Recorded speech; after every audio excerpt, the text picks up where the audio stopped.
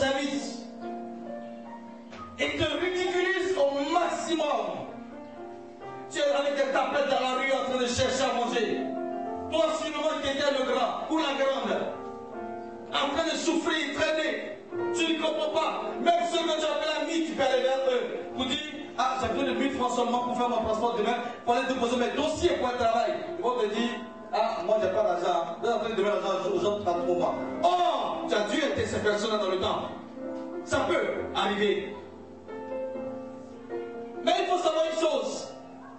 Dieu peut utiliser ce sorcier-là pour te faire sortir de là où tu es. Pourquoi? Parce qu'en fait, Dieu ne veut pas que tu aies ce travail. Il vient t'élever. Mais toi, tu t'accroches à ce travail. Il permet que ce sorcier-là te descende, te ridiculise. Une fois que tu es ridiculisé et que tu ne travailles plus, le Seigneur te prend maintenant pour te mettre au poste qu'il veut. C'est le ridicule de Dieu qui sauve. C'est le ridicule de Dieu qui sauve. Très souvent nous nous plaignons. Très souvent nous nous plaignons. Pourquoi ça m'arrive? C'est ça, je vais le tolérer. Seigneur, je suis fatigué. Je suis fatigué. Que se passe-t-il dans ma vie? Je suis fatigué, Seigneur. Les frères et sœurs en Christ te voient. Ah, bonjour mon frère, bonjour ma soeur. Bonjour. Ah, mais on ne te voit plus. Je suis obligé d'aller, je vois l'église. Parce que ton esprit est affecté par la situation qui est en face. Or, il ne faudrait pas que notre esprit soit affecté. Mais au contraire, qu'on dise comme Chiméi, si Dieu a permis que, qu'on dise comme David, que si Dieu a permis que Chiméi l'insulte, c'est parce que Dieu lui l'a voulu. Si cette situation est dans ta vie, c'est parce que Dieu l'a voulu. Dieu n'a jamais mis en face de nous des projets de malheur.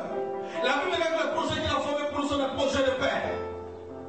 Qui sait à quelle heure aujourd'hui, si on dit par exemple à 17h chez toi, qu'est-ce qui va se passer exactement? Personne ne sait. Mais Dieu le sait déjà. Parce que l'Ecclésiaste a dit une chose. Il dit tout ce qui existe sur la terre a déjà été. Et tout ce qui sera l'a aussi déjà été. Nous ne sommes que des marionnettes entre les mains du Seigneur qui nous guide, qui nous téléguide. Mais les choses, les événements de notre vie sont déjà réalisés devant lui dans son livre. C'est déjà écrit. Peux-tu changer cela? Tu ne peux pas changer cela. Il faut seulement te dire une chose, bien aimé. Ça va arriver. Mais moi, je serai plus que vainqueur. Tant que tu as mis sur ta tête, tu ne pourras pas voir la gloire de Dieu. Sinon, regardez chacun de vos frères et sœurs. Peut-être que chaque jour, quand vous allez voir venir à l'église avec des pleurs.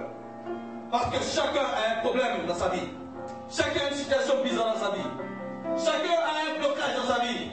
Paul a dit une chose. Il dit c'est vrai qu'il est apôtre de Jésus-Christ annonçant l'évangile partout.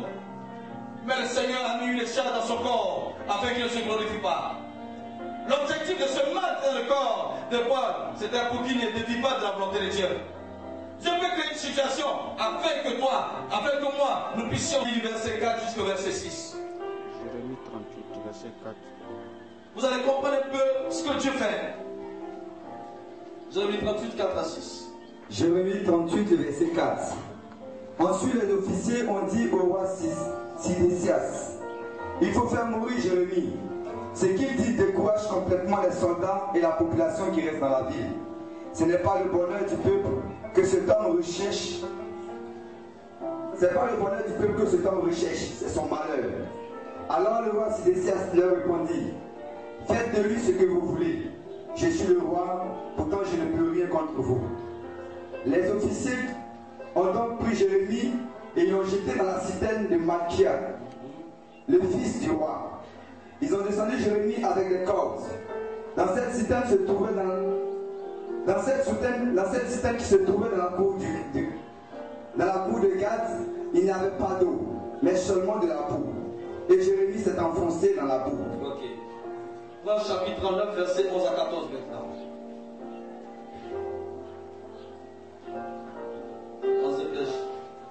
Jérémie 39, verset 11 à 14. Nebuchadnezzar, roi de Babylone, avait donné cet ordre au sujet de Jérémie par Nebuzaradan, chef de garde.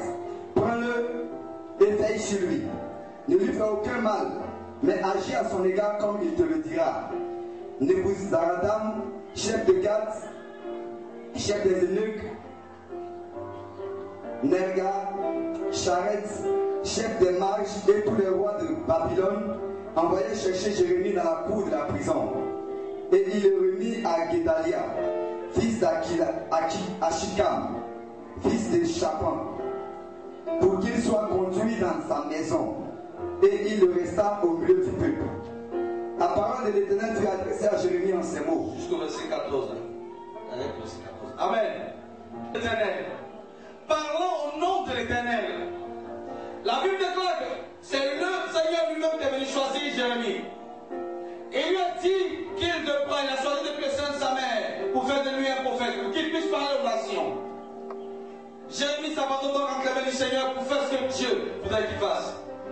Jérémie avait un message pour le peuple. Il donne le message en dit qu'il a fait décourager le peuple. Et le roi Sénégal, qui ne peut pas prendre sa responsabilité, va permettre que ceux qui accusent Jérémie le soient plongés dans une citerne. Normalement, dans la citerne, on retrouve de l'eau. Mais dans cette citerne, il y avait la boue. Et ils ont jeté Jérémie dans la citerne. Il a commencé à se noyer. Et il a commencé à se noyer. C'était dur pour Jérémie. C'était difficile pour Jérémie. Mais quand vous lisez la suite, la Bible déclare qu'il y avait un Éthiopien qui était là. Un Éthiopien. C'est lui qui va courir pour aller dire au roi. Mais Jérémie va mourir parce qu'il n'y a que la boue dedans. Toujours, comme il ne peut pas prendre sa santé, il dit, mais va le sauver. On va en sortir Jérémie de là. Mais pourquoi le Seigneur a permis que Jérémie soit dans cette citerne avec la boue? Quand vous lisez et vous continuez, vous allez vous rendre compte qu'il devait avoir l'invasion de Jérusalem. Jérusalem devait être envahie par le roi de Babylone. Si Jérémie restait en place, quand on allait venir, on allait le prendre aussi. Comme quelqu'un qui peut-être fait partie de l'armée. Mais Jérémie est en prison, il est dans la cour des gardes. Si vous lisez la suite, vous allez vous rendre compte d'une chose. Lorsque Babylone a envahi Israël et qu'ils ont pu prendre Jérémie, ils ont vu que c'était un prisonnier. Mais plus tard, ils n'ont pas pu parler le mettre en prison, ils n'ont pu parler bien le traiter. Regardez un peu ce que la Bible dit. La Bible dit que le roi a ordonné qu'on sorte, le roi de Canessa, qui était le roi de Babylone, a ordonné de Buzaradan d'aller récupérer Jérémie et qu'on l'envoie où? Dans la maison, dans la cour. Et Jérémie il était très à l'aise.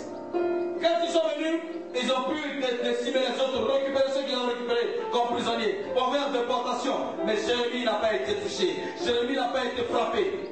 Au contraire, Jérémie a été libéré de cette prison et il s'est retrouvé, je dirais, à la table des rois. Regardez un peu comment Dieu a ridiculisé Jérémie pour pouvoir le sauver de l'invasion babylonienne. Dieu peut permettre que tu descendes jusque dans les méandres de l'enfer. Il faut t'amener dans la boue, du midi au maximum, pour pouvoir t'élever. On peut dire, Dieu m'a abandonné. C'est pour ça que tu as déjà fait chanter. Ne te soucie pas, non, ne te soucie pas. Je te délivrerai, tu me glorifieras. Je te délivrerai, tu me glorifieras. En fait, le Seigneur a toujours un plan pour chacun de nous. Toujours un plan. Si le roi de Jérémie s'est dit, oh, le Seigneur m'a abandonné. Ça n'est fini pour moi. Je ne peux plus m'en sortir. Dans cette boue, comment qu'il reste pour qu'il m'entende? Au moins si c'est l'eau, je pourrais nager. Mais dans la boue, qui peut nager dans la boue? Je ne